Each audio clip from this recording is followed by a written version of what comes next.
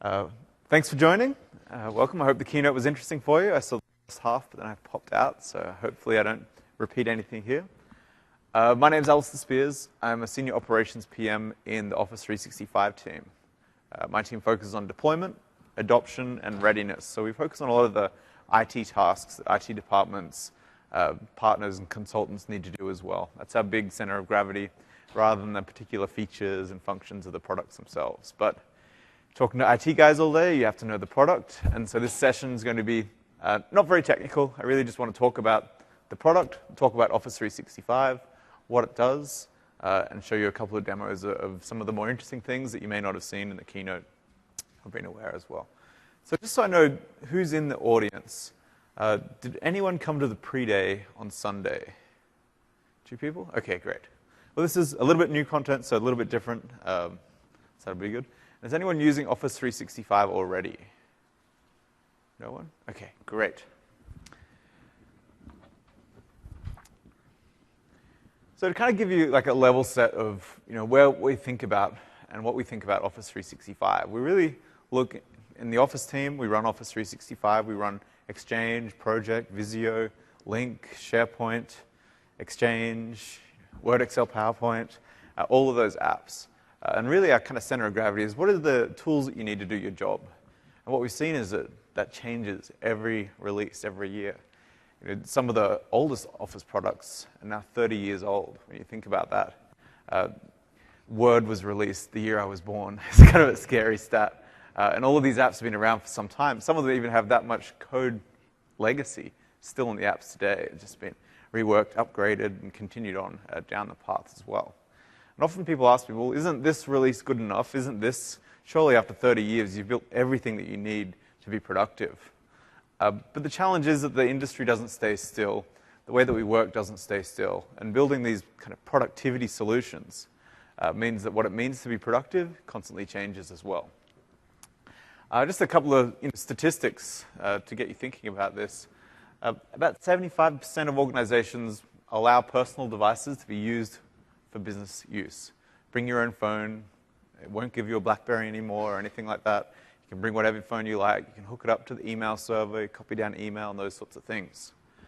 But only 24% of organizations actually have a policy in place around how to enforce that, how to manage that, what's allowed on the phone, what's not allowed on the phone. And as this has started to roll out, there's been some very interesting challenges. One of the things that we can do with an Exchange mailbox is that when you connect your phone, you have the ability actually to remote wipe the phone as the IT department. So you can wipe everything on that phone and reset it to essentially a blank phone, which is great if you lose your phone and it has confidential information on it or something like that. It's bad when you leave the company and all of your family photos get wiped off your phone as well. So that's why some of these policies are becoming more and more challenging. 49% of work requires people to work with other people. About 80% of employees are actually ineffective at collaborating. We have all these tools, we have all this work, but we still have a lot of meetings, we waste a lot of time, people don't do things that they're told to do, people don't ask the right people, and sometimes you just bump into someone in the hallway and you've never met them before, and they've been working in your organization, your team for 3 years, and they may even be doing something very similar to you. So big organizations and very dynamic organizations have a lot of challenges with just sharing that information. In terms of compliance, in the US alone, 10,000 new regulations in the last 5 years. And 93% of employers admit to violating their own company's compliance policies. That's kind of a challenge. I won't ask anyone to admit if they've violated their own compliance policies, but show of hands, who's read their HR manual in the last 2 years? Anyone? One guy, yeah. The parts on the wall, right? Yeah. So, we're not even aware of these compliance issues and those sorts of things. It just doesn't bubble up. 40% is the amount of information that grows every year. But 62% of us self-identify and say that we just can't make sense of all that information. We have more and more big data. We just don't know how to make sense of it. And kind of meanwhile, in IT, where I live, we spend a lot of our time, a lot of our budget, just running the service, just keeping the lights on. This is a study by Gartner. 63% of IT budgets went to running it, 37% went to growing and transforming the business. As you said yesterday, every IT manager I met when I showed them the statistics said, I'm buying it now. My company is 80-20 or 90-10. Exactly, yeah. I'm pretty sure this isn't the industry standard. I think it's much higher. And that's the role of Office 365. The role of Office 365 is to help IT shift that balance back, move away from those expensive grunt tasks that just aren't rewarding in any way, and move on to the things that actually evolve the business, that make a difference to the business. I think the Aston Martin case study was really interesting in the keynote, where the IT manager said that he wanted to get out of being a support function and into the strategy department. And you can see how they approach IT in that manner. And when we think about the role of IT and we look at frameworks like ITIL or something like that, there are a lot of roles, and a lot of roles will change as we start to adopt Office 365 and those sorts of things as well. I like to call out these roles as the ones that become even more important. The strategy roles around continual service improvement rather than just patch management, and around service design, capability design, really understanding what your organization wants, what your users want, and managing the various suppliers that can deliver that for you as well. Roles like service operation, incident management, event management, take a step back. They're not as important in an Office 365 world where you're just buying an SLA and you're managing a vendor or a supplier to deliver that SLA to you, rather than managing the minute details of a hardware failure or a server on fire or something like that in the data center as well. So that brings us to Office. And where we are in Office, we really aim to design these Office productivity apps that are for everyone. When we look at what that means today, it means the tools to do your best work across all the devices that you think are important. Once upon a time, we just built apps for PCs and Macs. We never only just built PC apps. We always had a Mac release. The first release of Office was actually on the Mac. The Office for Windows came much later. But we've always been trying to make sure that we're on the tools to do your best work. And now that extends to tablets and phones, web browsers, and all manner of different devices. Who knows what it'll be in another 5 years. Maybe it'll be wristwatches, maybe it'll be magical glasses. We're just not sure yet. But the tools that you use to do your job and the technology that you'll use will constantly evolve. At the same time, for IT, we need a way to manage all of that stuff. We need a way to centrally manage that stuff and consolidate down the management of all those different technologies to make it much more simple for us as well. So I don't want to ramble on too much more, but instead I want to jump across and show you some demonstrations of what Office 365 is. So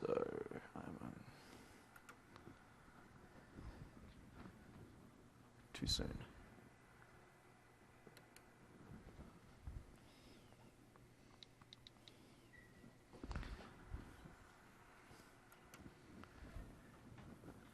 Okay. I have an iPad here. So this is an iPad. You may have seen them before. It's not my favorite tablet, but it's a tablet that a lot of people that carry as well. And one of the interesting things about the iPad is that it has a relatively full-featured browser.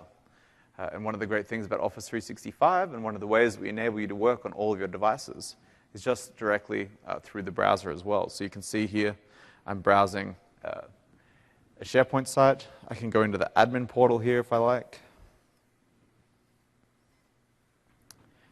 and see all the different workloads. Hang on. Of course, no Ethernet connector for the iPad, so you just wait for the Wi-Fi to kick in. And I think it's logging me out. Well, this is a feature as well.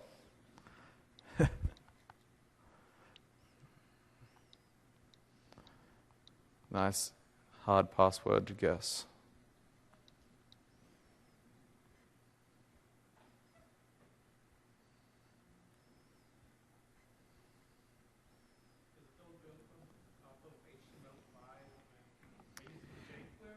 It is HTML5, jQuery, JSON. We used to use a little bit of Silverlight, but we've removed pretty much all of that now, so it's a fully cross-browser experience.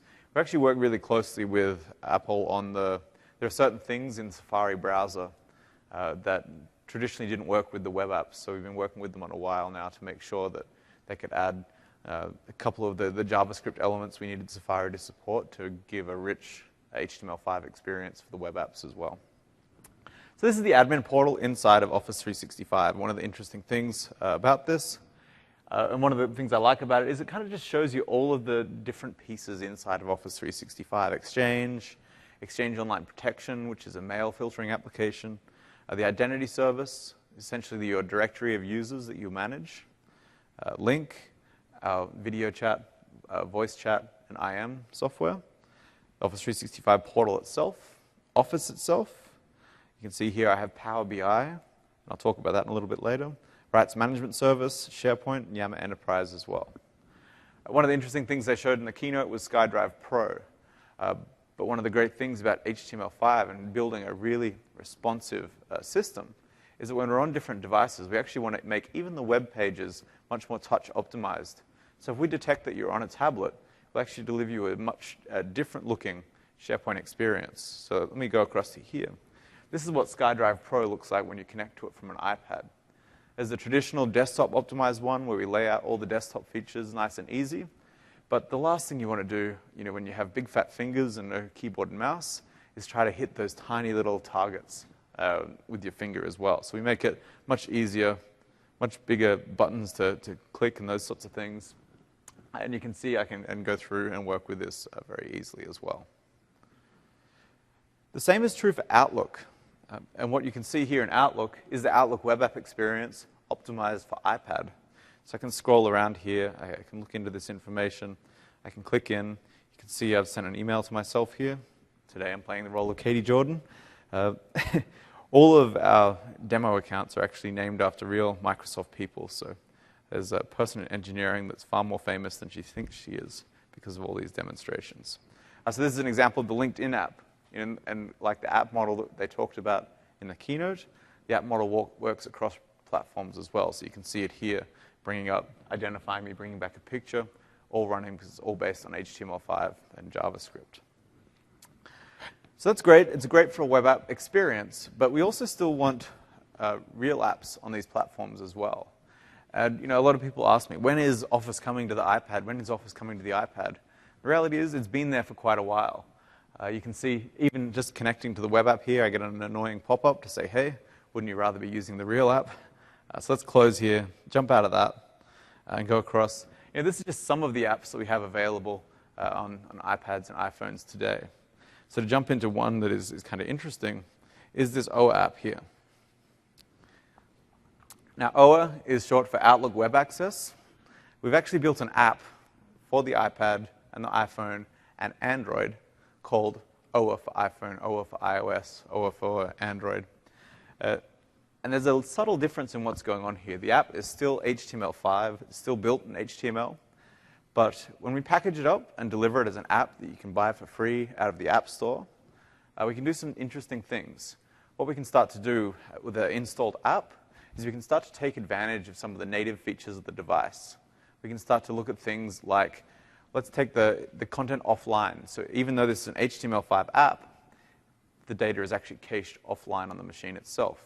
We can also take advantage of things like the camera. So if we want to take advantage of the camera, you can't do that just through a web app and those sorts of things. We also take advantage of the notification screen. So when your phone buzzes, you have an upcoming calendar appointment, even though you're not synchronized down to the calendar app inside of iPad and iPhone, you still get the calendar announcement. You can open up this app, and you can treat it as if it was a native app. Yeah?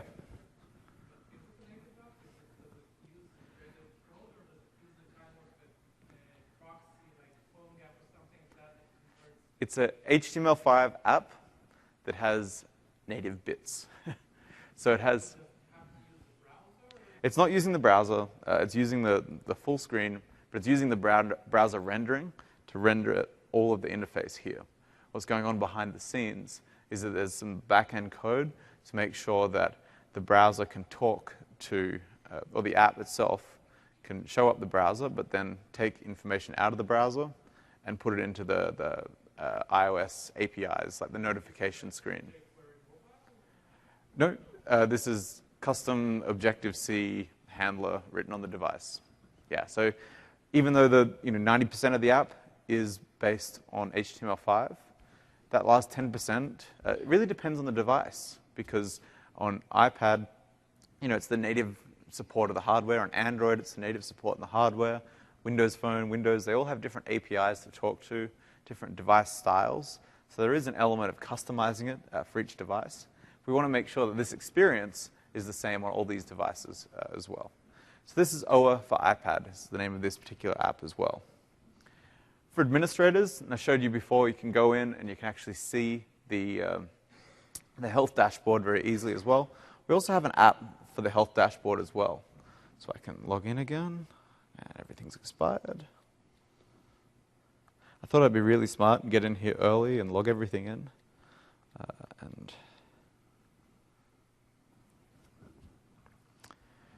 So you can see here, this app is just really to give you a quick status notification of the health of your service as well here. You can swipe across and see if there are any maintenance windows coming up. And again, with this app, like the OA app, you can get alerts. So if something goes wrong with your particular instance of Office 365, you can get notified. You can see that something's working on it as well. So you can see here, Exchange Online has an arrow, and we have a whole spotter's guide at what all these arrows mean. But this particular arrow means it's a service degradation, not a full outage, but something's going on. We can drill into that, and we can see all the components within Exchange here. Management and provisioning, the email, timely delivery of email, the sign-in experience, and the voicemail experience. They're all up, but something with management and provisioning is down, so we can even click into that one more level. We can actually read the issue here. So in this case, there is something wrong with setting up rules and policies in Exchange. It's taking a little bit longer than it should if you're doing some particular action, and it can tell you when this issue will be resolved as well. So this is kind of an example of that constant information that you need to have to run the service. But it's, again, delivered as an app, so you can get it on all the platforms that you want to use. You don't have to default back to the web environment. And that's really powerful for a number of reasons. On the phone, if you imagine the first thing you do in the morning, you wake up. If you're like me, you'll open this app. You're like, is it a good day or a bad day? Whereas you don't have to wait for the users to call you or the issues to be raised or those sorts of things. You can see at a glance a view of how your environment is functioning. There are a bunch of other apps that we have here as well. SkyDrive Pro, RMS, SkyDrive, the OneNote app, remote desktop clients, and all sorts of other things as well. Now, if I jump across to this device,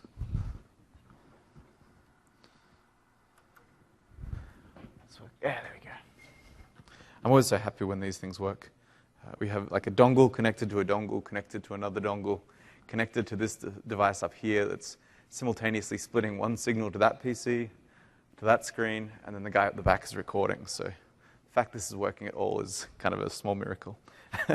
And again, a lot of different apps on the iPhone as well. Some of the same apps that I mentioned earlier. What I do want to show you here is the Office mobile experience on the iPhone. So this, again, is that rich environment that we saw in the keynote. To jump across, to open up particular decks or something like that. Press the wrong button. We can jump across, open up particular presentations here, look at that, and have that all rendered in the phone itself. So we never have to be without our documents. Even though it's stored in the cloud, it's stored in Office 365, it gets synchronized to all my different devices. So even if I'm offline, I can still get work done. I can still continue to work as well. This is a particularly big spreadsheet, but I just wanted to open up to show you what a 10 megabyte spreadsheet looks like on a phone. I know there's all sorts of other spreadsheet apps that you can get for iPhones and Android devices and those sorts of things. Not many that will handle a 10 meg spreadsheet, and definitely not many that will give you the same fidelity as the other devices as well.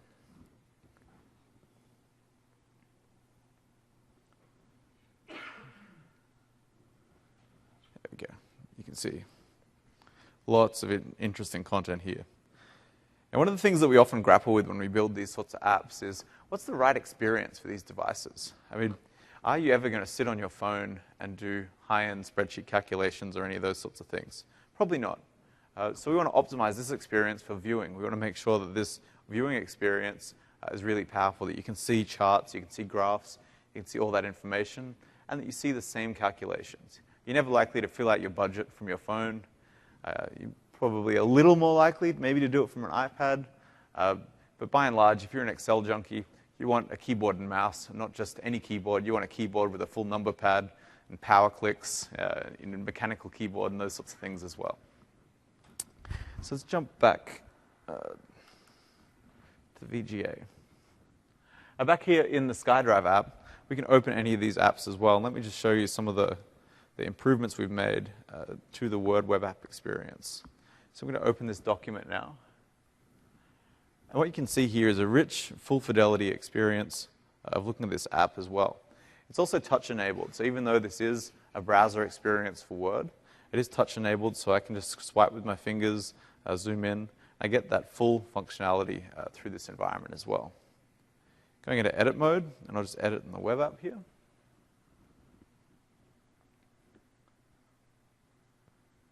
What you'll be able to see is that full experience again. Full fonts as well. And this is something that allowed me just a little bit of time to geek out here. Calibri Light is not a web-safe font. So if you've ever done any web pages, you'll know that if you don't use the right fonts on different PCs, different devices, they'll show up completely different if the font's not installed.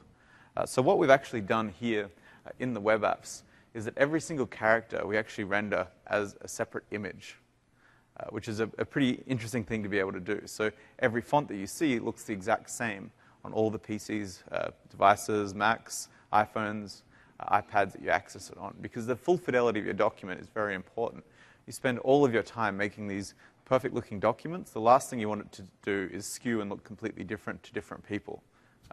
So we made that kind of small change in the background that every single letter of every single font is actually rendered as an image. But of course, that would have downsides. If you did that, then you couldn't really copy and paste it. So instead, what we do is that as you highlight, we've actually embedded the character behind every single character as well. So you can copy and paste, and you don't even notice that's going on. It just looks like a very high-fidelity document operating in the browser as well.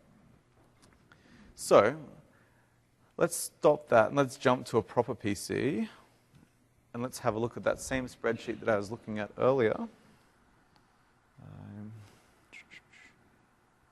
Maybe 8. Yes. It's the same spreadsheet I was looking at earlier.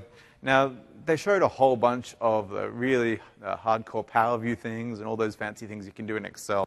I just want to show you some of the really basic things that make a great experience in Excel. And these are some of the new things we've added as well. One of the things that I really like to do, I'm by no means an Excel power user, but I look at a lot of spreadsheets. And sometimes it just all looks like gobbledygook to me. I want to actually make sense of it. I want to see it visually. I want to see it in a chart or a pivot table or something like that. Who's a pivot table user? We should all be hardcore project managers, so everyone will know their pivot tables. But one of the things that I really like to do is just being able to select content like that. And you see this little icon here in Excel 2013. And what this allows you to do is it brings you a quick analysis lens. And what this quick analysis lens does is just allows you to see things at a glance, look at different things in the interface. And these could be buried in the ribbon somewhere in the interface. So if you're a power user, you're probably familiar with all of these features and those sorts of things. But then just by mousing over the selection that I've made, and then even giving me pivot table examples of that content as I mouse over it, is a really powerful thing as well. So let's get some more data here. So let's get megawatts. And this particular spreadsheet, I'm actually looking at power stations around the US. So if I jump across to charts here, now that it's actually got data in it, you can see that I can just at a glance go through and see which sort of chart would look best for this particular information and insert it into my document. Or just mouse over it, have a look at it, and send it on its way. In many cases, we don't actually want to edit this spreadsheet and make it look better. We just love a quick visual of what that data actually means. Can we pull an insight out of that really quick without having to worry about it as well? Jump over to tables here, and you can see, again, different tables that are optimized here as well. So that's great when you have a lot of information, but there's some really powerful things that you can do with Excel and Office 365 as well. One of the new things that you may see in my Excel bar is this map. What this map does is allows me to look at this information on a map. And this is some collaboration that the Office team did with the Bing team, with the Bing Maps and some of those capabilities as well. And what Bing provides this environment is a huge cloud service that knows the location of pretty much everything in the world. And so without having to provide GPS coordinates or anything like that, we can just say, hey, this is a state, county, plant name, just build me a map. And so if I jump into this now, I've got this one open. So let's do this. What I'll do, launch Power Map. Here's one I prepared earlier. And what I can do now, and I'm sorry, I have to change the resolution just a bit. But if I just close that down. What I can do now is start to build graphical charts of all this information. I've annotated these charts. I've put a little bit more information on them.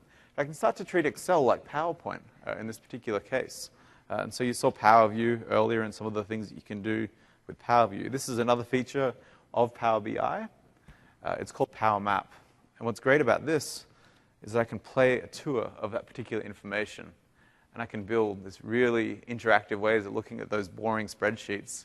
And I can do all sorts of interesting things and gain new insights into this information. So if you imagine I was trying to talk to someone about, hey, what does the energy capacity of the US look like? I can start to do things like this. Well, look at all the varied energy sources across the US. Natural gas is obviously pretty huge. There's a lot of capacity there across the US. And I can just treat this like a presentation. If we advance a bit, I can drill down into the Pacific Northwest. And obviously in the Pacific Northwest, we have a lot of rain, we have a lot of water, we have a lot of hydroelectricity. And you can see the big spikes there. And that's actually where we have some of our Office 365 data centers. The south, what would you expect? Natural gas. So a lot of natural gas down there as well. And as we move in, we'll be able to see the coal belt of the Appalachians. And those sorts of things as well. So just a really interesting way of looking at that information on a map. We can also start to look at that information on a map over time. And so look, this is just that same spreadsheet that I saw you graphed on the map, built a report on it, and we can show you kind of the rise from the 1911 all the way to today. See, hydropower was huge. Soon you'll see this big spike of fuel oil. Then we have the kind of coal belt here, and then the natural gas all kick in. So just a much more interesting way of just looking at any data you have. When you think about the sorts of information you have, where your customers are, customers over time, whether you're looking at things like, anything you have that has a location, any street address, any package, any office, any employee location or anything like that, we can do some really interesting things with this as well. Okay. This is inside Excel. This is called Power Map.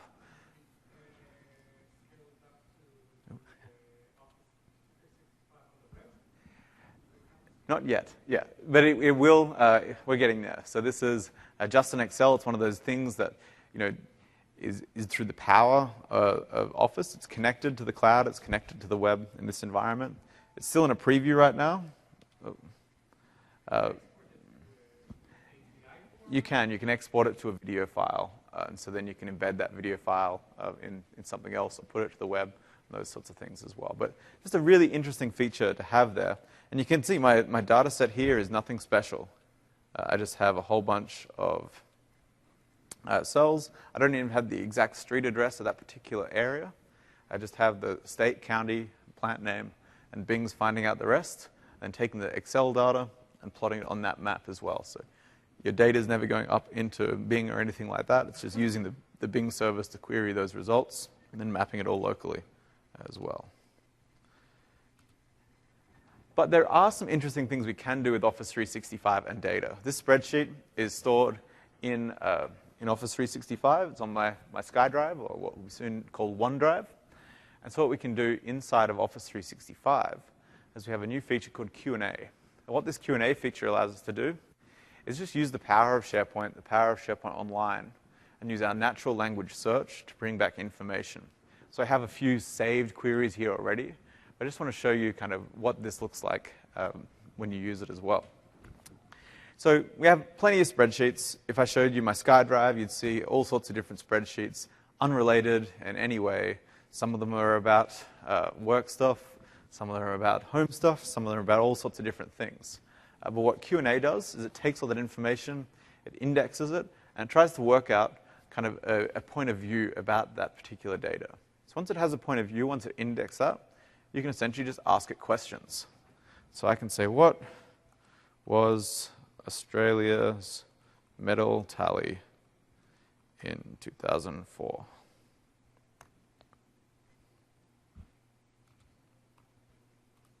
I should actually probably just refresh. Oh, there we go. So what you can see under that, you can see that Office 365 is taking that question, it's translating that into somewhere it understands, it's picking up the important points. So it's saying, all right, what he's really meant to say was show medal count where area is Australia and year is 2004. We won 49 medals at the Olympics in that year. What about Australia's medal?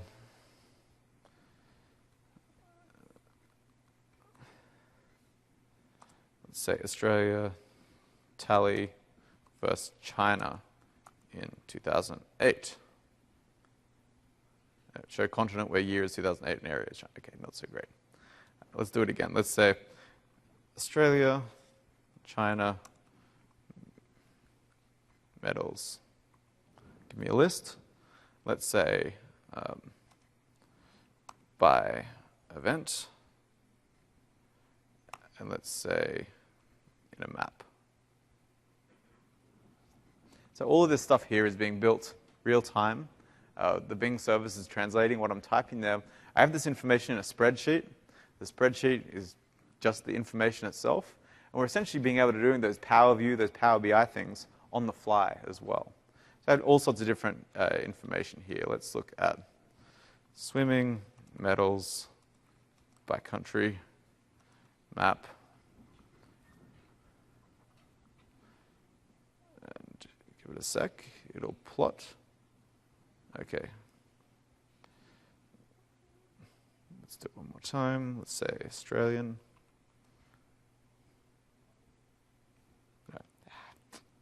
This is another feature that's in preview. But it's just a really powerful feature. And so when you think about this, when you think about that kind of amount of information you have, I've got some other surveys that we've prepared earlier. We've saved them. We can save some of those queries themselves.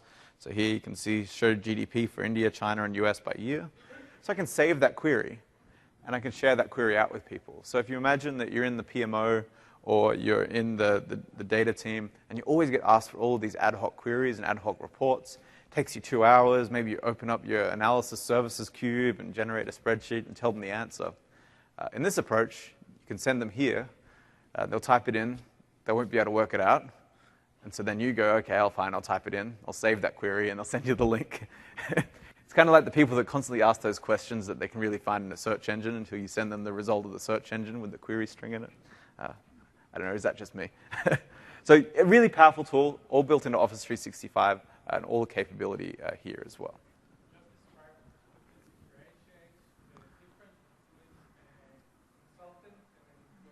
Yeah. Yeah, that's right. Or if you're at Microsoft, you'll search Bing. So that's just a quick demo. There's a lot of different things you can add into Office 365. So when you think of this core cloud service that has no build time for any of these things, all of a sudden you can turn on SharePoint Online, you can turn on Exchange Online, you can turn on Project, Visio, this BI capabilities without having to do any architecture work, any design, buy any servers, or any of those sorts of things. And there's a whole lot of different capabilities in Office 365. I'll skip through this. I think you've seen Project Online now, and you've got the point. I showed you some of the BI things that you can do inside of Office 365. Data loss prevention we talked about in the keynote very rarely as well. This is kind of an archiving feature that allows you to search for key things. Maybe it's credit card numbers, maybe it's driver's licenses, maybe it's social security numbers, all sorts of things. Anything that you can build a regular expression around, you can find in this case as well. What's also interesting with this data loss prevention capability, we're now introducing the capability to actually fingerprint documents. So if you have a particular document, a template, maybe it's a patent design template, maybe it's a non-disclosure agreement, maybe it's a legal contract or something like that, that you don't want your employees to be emailing around, you actually load up that document into this data loss prevention engine. It will scan it and fingerprint that document template. So when it sees documents like that traverse through email, it can do any number of actions to it. You can stop it, you could encrypt it, you could refer it to their manager for the manager to approve sending of that email, and all those sorts of things as well. So it's just another way for you to get control back in your environment and control the data leakage in your environment as well. Of course, it's no good to capture all that information, to record all that information, to have all this storage, to have all these rules, if you can't actually enforce it and view it and those sorts of things as well. So now in Office 365, we have this unified e-discovery capability that spans SharePoint, Project Online, Exchange, and Lync. So if you want to search any of those capabilities, you can look across that complete data set and bring that together into an e-discovery library. So this is useful for a number of reasons. If you're a lawyer or in the legal compliance team and you need to find out information about a particular product, you can run this search, pass it off to your lawyers or something like that. Or you can just put a hold on all of these different topics here. So in this case, what I'm looking for is look for a investor that's within 30 characters of relations or financial. So I want to look for financial investors, investor relations through this audit. I can set my parameters. I want to search these people's mailboxes, these SharePoint sites, or I can just search everything, and then it'll go out of that and bring me back all this information. This is essential legal discovery. When you look at court cases, and if you're in the legal profession, legal discovery is actually quite an expensive exercise. Often it's just an arbitrage between the opposing counsels. The judge has to rule that, all right, you're only allowed to bring back 5,000 documents. They must be within the last 30 days. They must be in this format or something like that. Otherwise, you could just do legal discovery forever, and it would cost everyone $400 or $500 an hour. So instead, with a tool like this, you can just quickly scan it. You can get those instant statistics as well. So you can say, all right, there are 5,000 different documents that cover that particular compliance case. So if we want to do that, we're going to discover that group, or maybe we can refine our search a little bit more. Maybe we want to discover something that's this project name related to these users, sent to these people, within this timeline. It gives us all that information. We see the results of those queries as well. And we also have the capability to then export all of those results into HTML. So we can hand off, when you think about lawyers, often you'll have your internal legal compliance team, but then outside of that, you may have an outside counsel that's actually the person that does the heavy legal work. They're not the person, it's not your legal department that goes to court for you. It's the lawyer, the attorney that they bring in to represent you and represent the whole company. That person may not have SharePoint, that person may not have Exchange, that person may not be sophisticated enough to troll through a PST file to look at all those emails. So instead what you can do here is A, either grant them access to this site and have them just go through the website and review the content, or B, just export it all to HTML as one big HTML blog. Then they can open it up on whatever device that picks their fancy, and they can review all that information very easily as well.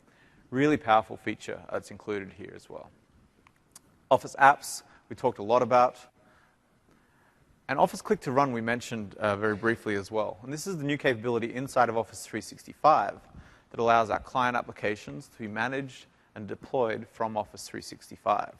So it's still a native app. It's still an app that's running on your PC. What's actually going on is that the Office app is constantly checking back with the cloud to make sure that there's nothing new, there's no more information, there's no more patches available, and it's streaming down those patches in the background as well. So essentially what that means is that you don't have to worry about patching your Office clients anymore. You can turn them all on and let them go like that. Or you can control it a little bit more tightly and say, well, I want them to check this location on my server for those particular changes, and I'm just going to download those cloud patches whenever they're available as well. It's a much more streamlined approach for Office. Also has the benefit of being able to run side by side. So if you have an old version of Project, you have Project 2003, you want to use Project 2013 as well for a separate project or talking to a separate set of project servers, you can use the side-by-side capabilities here and run both apps at the same time without getting a conflict that we always used to get as well. So all this is delivered from our enterprise cloud. So this is our globally redundant data centers. And for those of you that were with us on Sunday, I think I spent about an hour talking about this. I kind of got a little sidetracked, so I won't this time. But it's a really expensive investment to build all of these data centers. When we first started doing presentations like this, we used to say it's a $1 billion investment. Last year it was a $2 billion investment. Now it's a $3 billion plus investment.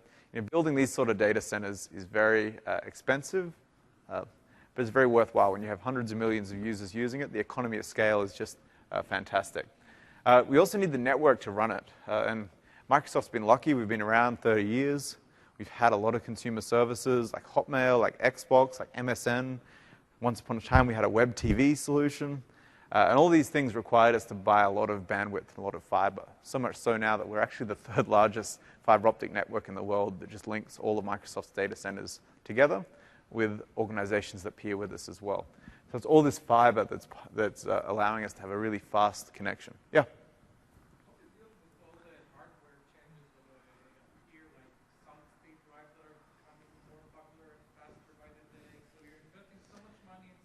Yeah. Hardware is changing, becoming more usable, more better, faster. Yeah, that's a great point. So the question was, how do we keep up with all the changes in hardware? It's constantly getting better. It's constantly getting more efficient, and those sorts of things. The good answer is that we don't. We abstract away from it. So for Office 365, we don't worry about any of that. We have a team that worries about the hardware, worries about the design and those sorts of things. So much so now that when we go to we call them the Global Foundation Services team. Global Foundation Services team are the ones that build our data centers, manage the Global Foundation network, and those sorts of things as well. But they've trained us pretty well to not ask for servers anymore.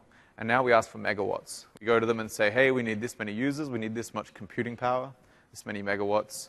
And then it's up to them to optimize the most efficient way of delivering us that amount of power and that amount of electricity as well.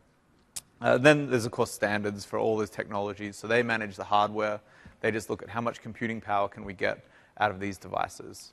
And that's essentially what we look at there. So solid-state drives, hard drives, archiving, backups, and those sorts of things. We try and step back from that and just manage at an abstracted level and then let the other teams worry about those layers. And they don't worry about whatever the software is doing. We're just the customer. Compliance, security, automation. We could talk on and on about any of these issues. If there are any specific questions about any of these things, happy to take them now. We can move on. All right. Licensing. So I thought, a lot of people think licensing is this big scary beast. It's really hard to understand. It's complicated. It's challenging. The reality is for Office 365, it's actually really, really easy, depending on who you are.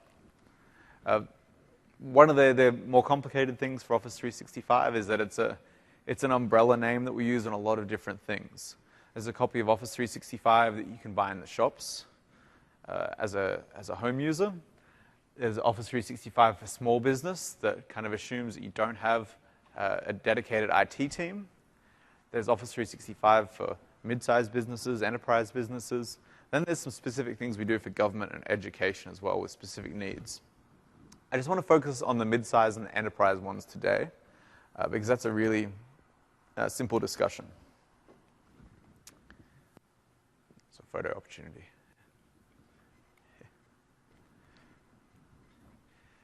So, and all these slides will be available after the fact as well. So for Office 365 Enterprise, we're expecting an IT department, the use of enterprise-grade features, and different users having different needs. So if you're an organization that has an IT department, that has a good IT department, that needs some of these enterprise capabilities, and you have users that have different use cases, you're going to need Office 365 Enterprise. Office 365 Enterprise is divided up into a lot of different things. Depending on what users want what, there's different things with a different price point. The K SKUs are what we call a kiosk worker.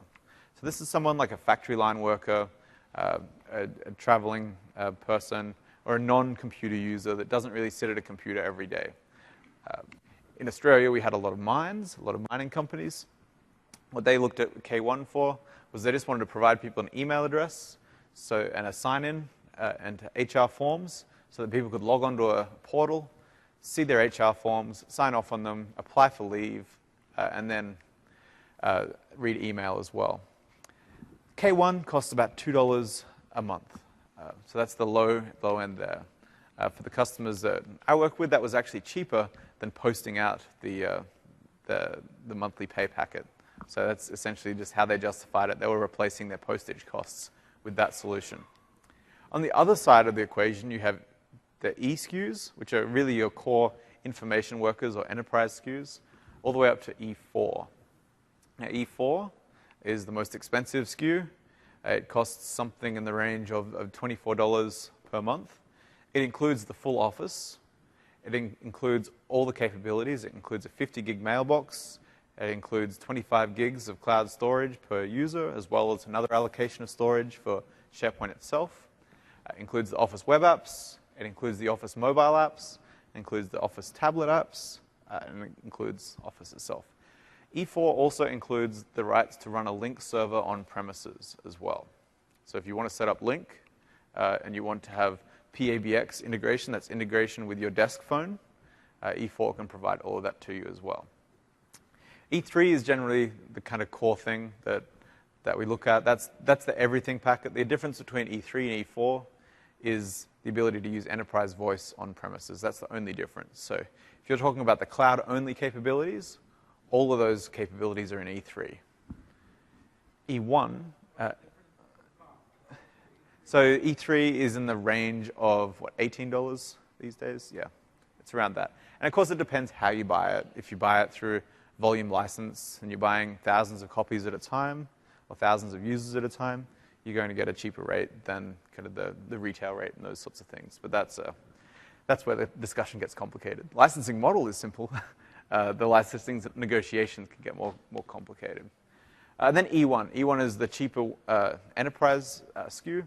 That's generally around $8 a month. With that, you get SharePoint, Exchange, Lync, Office web apps, all running in the browser and so on. It doesn't include the Office client apps in that case as well. So the smart people out there, you say, hey, what happened to E2? You've gone from E1, E3, E4. We used to have another offering that was essentially like E1, except it was only viewing the documents, not viewing and creating. About 12 months ago, we added the ability to view and create into the bottom line SKU, and we just took out that E2 SKU altogether. So that's where it went. Again, the K SKU, the difference is, do you have web apps? Do you want them to be able to edit the web apps in the browser? And those sorts of things as well. So that's the model. Now, the great thing about the enterprise model is you can mix and match all of these things. You may have some users that want everything, that want the rich Office client. Some users that are happy with whatever they have. They want some of the more basic features. Or some users that, they're really getting an IT asset for the first time, and then they don't even have that IT hardware. They're just sharing a kiosk in a lunchroom or something like that to do tasks. Yeah?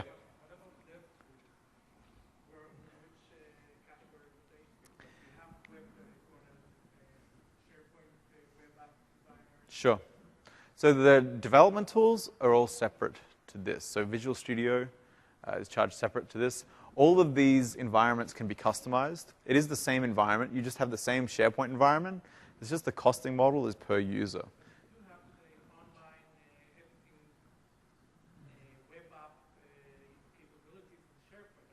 Yeah, so there's a tool called, that used to be called Napa. It was the preview of editing. That's a free tool, and it's part of MSDN subscription. So that's a free preview you can add into any enterprise tenant. Another important thing for you to note, if you're looking at Project Online, if you're looking at Power BI or any of those other capabilities, they come into play in the Enterprise suite. So the Enterprise one is the most customizable. My guidance to you, if you're here at a Microsoft conference, you're sophisticated enough that you'll want the Enterprise offerings. The mid-size offering is similar but different in subtle ways. Best way to think of the mid-size offering is that it's a price point offer for a certain size of customer that's a little bit bigger than 10 users, but not yet ready for that full IT environment as well. This is the case where you may have 2 or 3 people in your IT department. They're IT generalists that stretch across the board, and so you don't want some of that richer capability. You can't manage that richer capability. You don't have your Exchange architects and engineers and those sorts of things on staff to be able to help. So this is the mid-sized business offering as well. 6 months ago, I would have told you never to buy this offer, just to be quite frank. You know, if you're here and you wanted customizations, you'd go for the enterprise plans. Even if this one was a little bit cheaper, it would be very hard.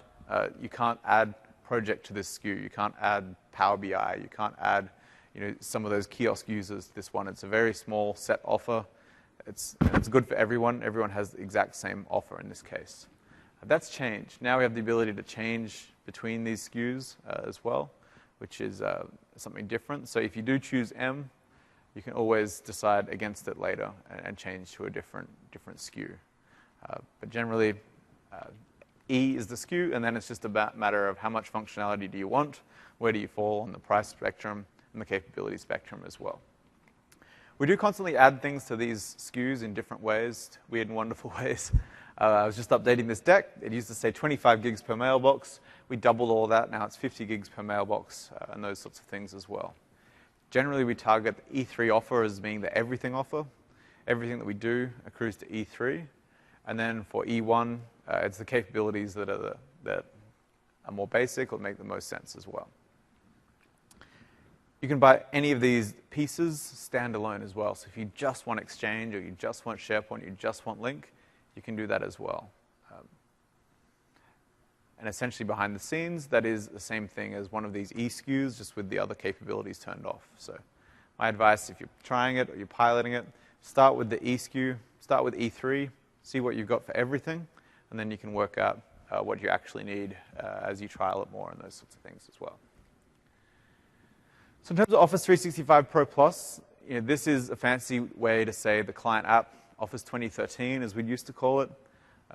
The reason it's not called Office 2013 is that when you have Office 365, the Office client is updating itself every month. So it's no longer Office 2013. It's actually Office 2014. You know, it's actually Office 2014 January right now. It'll be Office 2013 February soon. Then it'll be March, and so on and so on. Whereas the Office 2013 product is actually referring to a point in time back when we released it as well. Generally, we don't add new features into the client applications. Service packs, updates, they do bug fixes, and they fix certain things. And so they're kind of locked on what functionality is in them at a particular time. When you have Office 365, when you're getting your Office client from the cloud, you're actually getting that monthly updates built into the service. So as we change something, perhaps in the service, we want to change it in the client so the client can take advantage of those capabilities, and it's updated along the way as well. Question? Yeah, sorry for all the questions. That's all right. Yeah. I'm not familiar with all the different versions. You have the Office web app. Yeah. Let's like take Excel out. Sure. You have the web app, you have the professional, and you have the pro. Pro Plus, yep. Yeah. So what's the difference in capabilities between all of them? So the web app runs in the web, runs in the browser. That's an HTML5 app. These apps are client apps. These are a client Windows app or a client Mac app that you'll install on your PC itself. So it is the full Office in this case. The web apps are the web Office. Main difference. Regarding capabilities, so I reckon the Yeah. web apps will be much less capable to do stuff. They are. I mean, but you know, our web apps team doesn't come to work saying, I'm going to build the second best Office app in the company. You know, they come to work trying to build all of those capabilities. And so over time, they will build all of those capabilities into the Office web apps. But at the same time, there's so much more you can do with the client application. You know, you can take advantage of that native code. You can use 4 gigs of RAM, whereas, you know, a browser using 4 gigs of RAM is generally a bad thing. There's a question up the back as well. Says upgrades included. So if it's a technical upgrade or a feature upgrade, is there like training or documentation involved? There is, yes. Yes, as we change the customizations, we need to make sure that our change management policy informs you, tells you what the capability is, and provides training material as well. So we'll talk about how we do that in the service as well, because that's, you know, one of the concerns. You're moving off this kind of project-based approach where you just deploy it once, you wait 5 years, and then you deploy it again, and you wait, you know, 5 years, maybe 10 years, and you've built up such a delta in capability that it becomes a very big training project as well. what we're trying to move to in this model, that as we sort of dribble out features, it's no longer this big bang approach that it's like, hey, use this one new feature this month. And it comes out in a much more gradual way, and it's much easier to control the messaging and those sorts of things. An example of that was the map app that I showed you before. It is pretty big technology going in there, but at the same time, the impact to the user is that there's now a button that says map in the service as well. It's not as disruptive as perhaps waiting for a whole new release, having a whole new interface, whole new icons, colors, and those sorts of things as well. With Office Professional, you're getting the product as we released it in November 2012.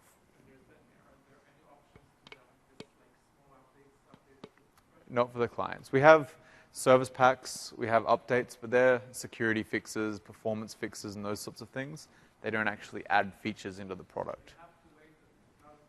Yeah, that's right. Because when we're doing that, we have to test every different way that you'll deploy it. With the cloud option, you're getting a streaming version of the cloud. It's actually a virtualized bubble, so it's kind of entirely self-contained. So we can update that without affecting anything else as well. But great question on change management, which is my next topic. So a couple of things to think about with the service principles. The first is we want to deliver new features and new value. Oh, question. Sure.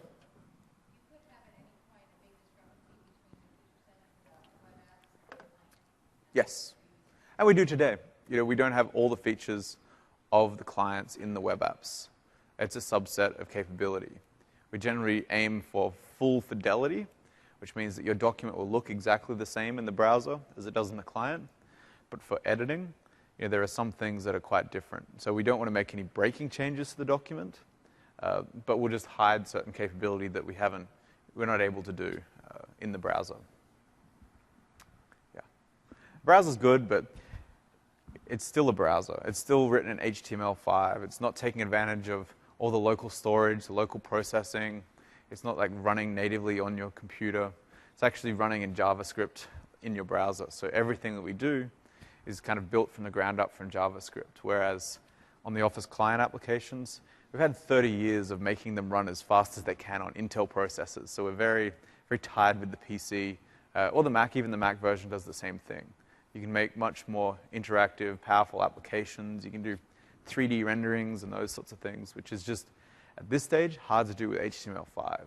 Over time, HTML6, HTML7, that features are constantly being added into those platforms, and they'll constantly get better, but we shouldn't expect them both to be the same. And in many cases, the use cases start to differ as well. In the web app, there are certain things you'll want to do. In the client apps, there are certain things you'll prefer to do as well. That helps, yeah. Mm-hmm.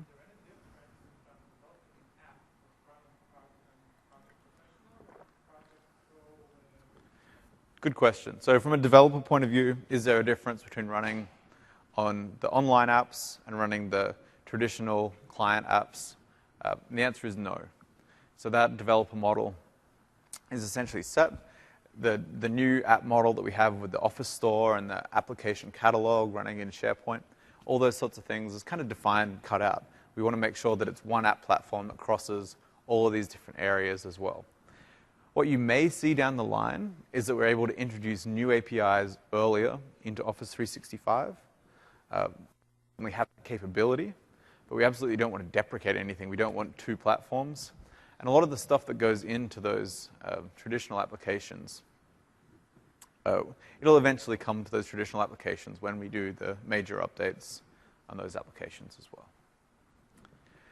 Okay, so security comes first. Even when we add all of these features as well, they're not beta features, they're not anything like that. We started to use the moniker preview when the features are optional, but they're by no means beta. They're feature complete, they're security tested, they're not a risk to your organization. We also want to make sure that we respond to your feedback as well with how the service changes. If you don't like certain features, if you want ways of dealing with those certain features as well. And the great thing about this was that now we're sort of shipping those features monthly. It's a lot easier to get your feedback in. I've been at Microsoft 6 years now, and the way that we used to do product updates, if I take a look at something like Office 2007. We released Office 2007, and if anyone remembers Office 2007, it had the round jewel in the top menu bar.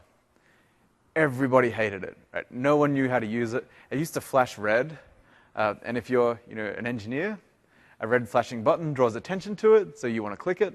If you're anyone other than an engineer, a red flashing button sounds like danger, and you don't want to click it at all. So it was totally counterintuitive. We rolled that feature out. It was out there in Office 2007. All that negative feedback came back. But we weren't going to release the next product for 3 years. So it was a year of listening, getting the feedback, and then 2 years of building the product. And so even if you did have really critical feedback for us, it was very hard for us to turn very fast because our ship cycle, our release cycle was this 3-year cycle. Now with the 30-day cycle, it's so much faster. Now we're doing 1 week of listening, 2 weeks of building, 1 week of preparing to ship, and those sorts of things. So it's a much faster cadence, and it means we can respond a lot more faster to product feedback as well. So that's something that we're really focusing on in this environment as well. And of course, we want to make sure that you see all of this stuff as well. So to give you a view of how we deliver kind of the innovation Office 365, we kind of divide these feature updates into 2 different areas, minor and major.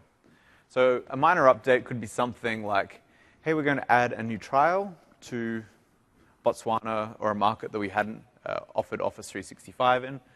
We want to add some deployment assistant tools. We want to add GoDaddy integration. So if you have a domain name already, you can easily click it and add it straight from your GoDaddy account or something like that. Or we want to make extra reliability improvements as well.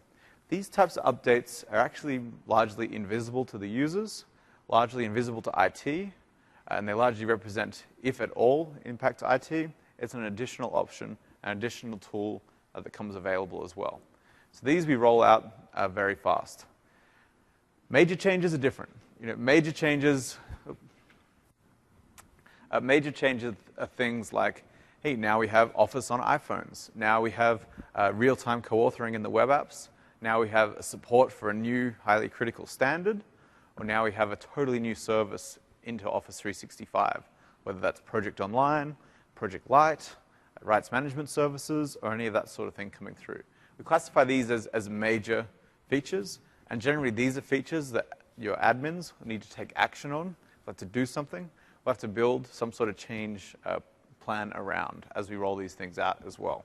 We handle both of these in different manners. For the minor ones, we generally just slip out.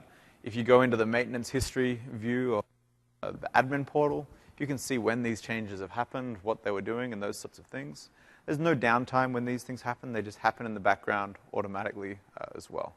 The major ones, depending on the feature, will announce anywhere from 30 days in advance to 6 months in advance, depending on the impact that we expect to have as well.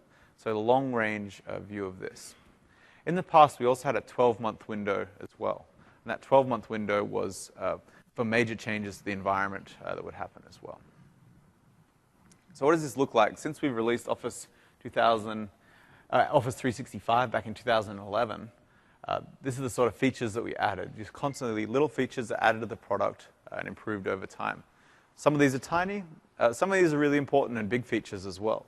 You look at some of these, multi-forest Active Directory, a complete new offering for government, increased the kiosk user from 500 megabytes to a gigabyte, and now it's up to 2 gigabytes as well. And it's only then that we released the next version of Office 365 in 2013, early last year. And then last year, we released a whole bunch of new capabilities as well. And I'm already out of date in this slide. I have to go and add like a 2014 version here now because we've had a month of new capabilities and new announcements happening to the service as well. So all of these features are just coming out into the platform at a constant time. It changes the way you have to think about these applications. No longer is deploying a new capability like a capital expense. It's no longer a project. It's actually an operational thing. It's actually something that goes on constantly. You never stop rolling out changes. You never stop adoption work. You never stop notifying your users. You may start to do it on a monthly cadence and say, hey, here's some new capabilities we added to your environment. You may do a number of different things like that, but it's just something that keeps going, which is is a big difference to IT.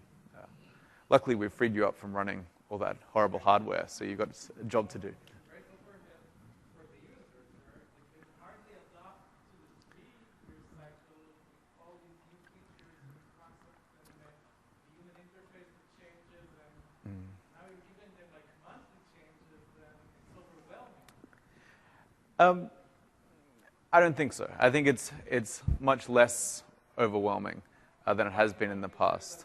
You know, these lawyers that work with board, and they're going like 90 times in the day shouting, I hate Bill Gates, or Bill Gates is not already in Microsoft, Yeah. but you know, this is how Yeah, and users need to use the product.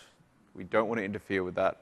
Disruptive changes, we want to make sure we handle very differently to some of these minor things that just creep into the product over time. But when you think about the difference of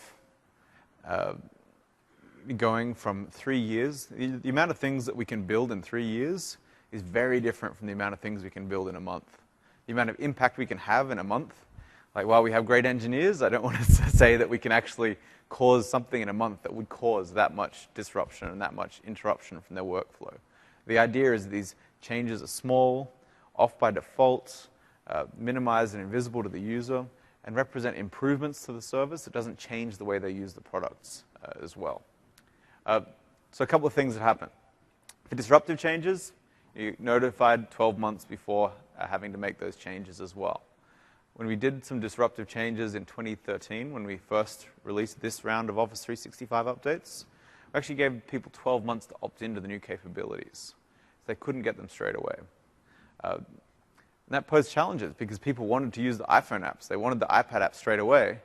Well, we have to move your Office 365 before you get those sorts of capabilities. And so people need to opt into that kind of new treadmill of features coming up as well. Generally, we'll announce that through our Office 365 blog. We'll video it. We'll make a whole bunch of announcements around it. We'll encourage our support teams, our sales teams, our partners to notify all of the customers and those sorts of things as well. We've introduced into the Office 365 service a message center, which outlines all of these things as well. And even has a button that an admin has to click and accept that they've seen that update. They know it's coming as well. We're trying to cover as many bases as possible to see all these sorts of things as well. The other thing is this is a highly configurable and scalable service as well. So even though there's features that we're adding, there's also features that your users will be adding to their own service as well. Using the app model, using customizations, using the Office Store to add their own features into the product as well. So those changes you obviously need to manage yourselves as well. You can mix and match all those different things. You can take some of the out-of-the-box project stuff, but you may want to augment that with a Gantt chart, 3D Gantt chart visualization tool or something like that that you pull from the Office Store. Or you may have inbuilt Office 365 workflow, but you want to have some workflows using the new Nintex workflow tool inside of SharePoint and all those sorts of things as well. So mixing and matching all of those features together really makes your environment unique. And while we'll update all of our changes as well, you have to understand that the developers, either your developers or the developers of the apps you buy, will also update their apps periodically as well, and they'll be always up to date in your application as well. And that's really the focus. There's a whole bunch of things you can do with Office 365, a whole bunch of capabilities. What we're trying to do is just free you up from worrying about the hardware, the infrastructure, the initial setup, the architecture design sessions, the taxonomies, and all of that sort of stuff that has kept IT guys like me gainfully employed for many, many years. It's a change, it's new, but at the same time, there is still a very important role for IT to understand these capabilities and to focus much more on the users. Now we have to be very user-centric. We have to pick up new skills like change management, adoption, training, tracking, vendor management, reporting, all these sorts of things that are coming on board now.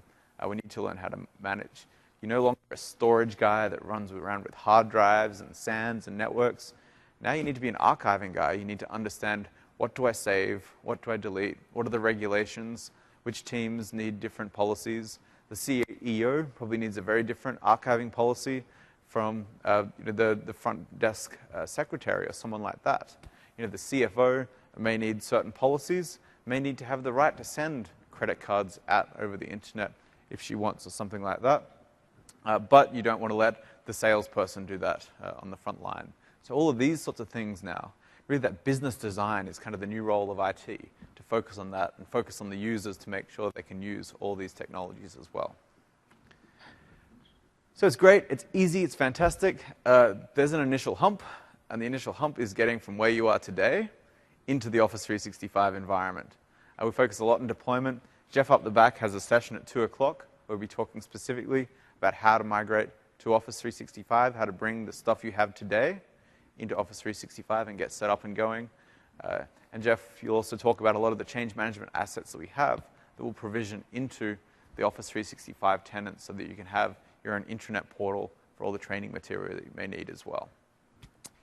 Thank you very much for listening. That's the end of my presentation. Cheers.